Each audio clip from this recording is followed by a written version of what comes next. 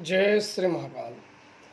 बहुत लोग भूत प्रेत बाधा से बहुत दुखी रहते हैं और लाख कोशिश करने के बाद भी उनसे निजात नहीं मिलता है और उन्हें समझ में नहीं आता है कि हम कहाँ जाएं, क्या करें, कहाँ से इलाज कराएं।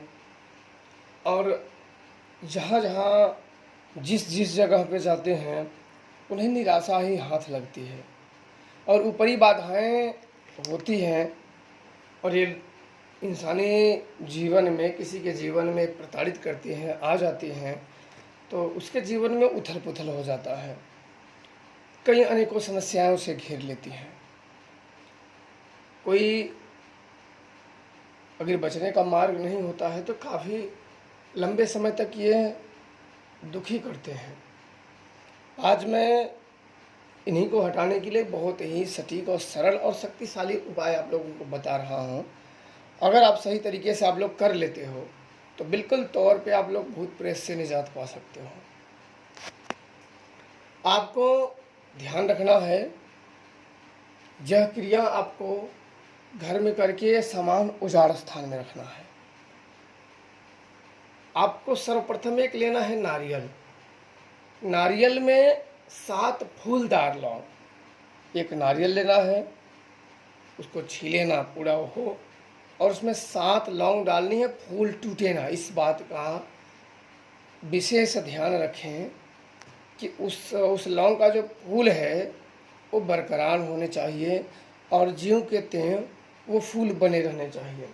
इसके बाद आपको लौंग गाड़ने के बाद उसमें कच्चा सूत आता है जो ज़्यादातर ब्रह्म होते हैं, ब्रह्म भूत होते हैं, उनमें हटाने के लिए काम आता है और अन्य प्रेतों में और नारियल के जो उपाय होते हैं इनमें भी ये काम आते हैं और ये जितनी बार किए गए हैं हर बार ये कारगर होते हैं। बस इसको सही तरीके से कर लिया जाए। अगर इसमें कुछ त्रुटि की जाए या कुछ सामान या सही तरीके से ना किया जाए तभी ये अपना प्रभाव कम दिखाता है। अन्यथा इसे अगर सही तरीके से कर लिया जाए, जिस हिसाब से मैं बता रहा हूँ उस हिसाब से अगर आप कर लोगे तो बहुत बार आजमाया हुआ है, आप लोग बिल्कुल करके देख सकते हो। इसे आपको उस नारियल में 7 लौंग डालने के बाद कच्चा सूत लपेट देना है। अब लपेटने के बाद जो व्यक्ति दुखी है, जो ऊपरी हवा से, जो ऊपरी बाधा से व्यक्ति दुखी है, जिसके ऊपर भूत प्रेत बाधा समस्याएं हैं, अब उसके पास जाएं और उसके पास आपको ये 7 बार घुमानी है। 7 बार घुमाने के बाद आपको शाम के समय में घुमाना है। ध्यान रखना, आपको संध्या के समय में यह क्रिया करनी है। सूर्य अस्त होने के बाद करना है। इस बात का आप लोग विशेष ध्यान रखें। सूर्य अस्त होने के बाद आपको घुमा के और एक सफ़ेद बर्फ़ी लेनी है और उसे घुमाना नहीं है। सफ़ेद बर्फ़ी को घुमाना नहीं है। आपको फिर कहीं उजाड़ स्थान में जाना है। वो जो नारियल, लौंग और कच्चा सूत लपेटा हुआ है उस नारियल में, उसे कहीं उजाड़ स्थान में लेके जाओ और वहाँ उसे रख दो और बगल में किसी पेड़ के पत्ते पे कोई जाते समय या पहले से या जैसे आपको मिल सके आप उसे एक पत्ता ले ले, किसी भी वृक्ष का पत्ता हो।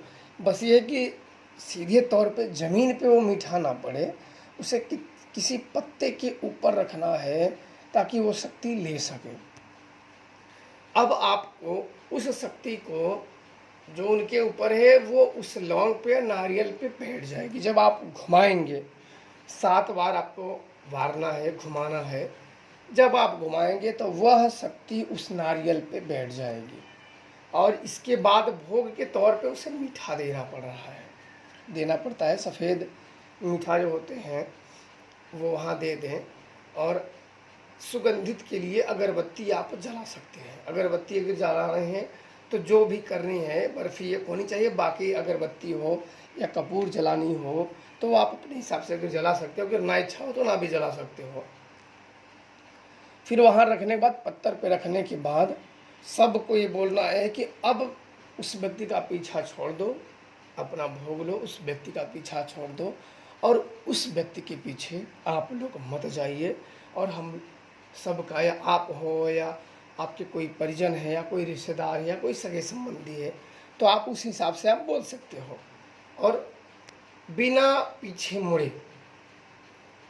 पीछे मुड़े आपको वापस चले आना है और घर के बाहर हाथ पैर धो के बिल्कुल सो जाइए। यह प्रयोग निश्चित तौर पे आप लोगों को काम कर देगा। आप देखेंगे कि अगले ही दिन से ये प्रयोग उसी क्षण अपना प्रभाव दिखाता है। ये प्रयोग जो है जब आप करेंगे तो उसी क्षण ये अपने प्रभाव दिखाता है, पर आप अगले दिन सो जाए, अगले दिन आप स्वयं ही देख लेंगे ये प्रभाव तत्काल अपना दिखाता है। इसलिए बिल्कुल श्रद्धा और पूरी विश्वास से करेंगे तो जरूर आप लोगों को सफलता मिलेगी।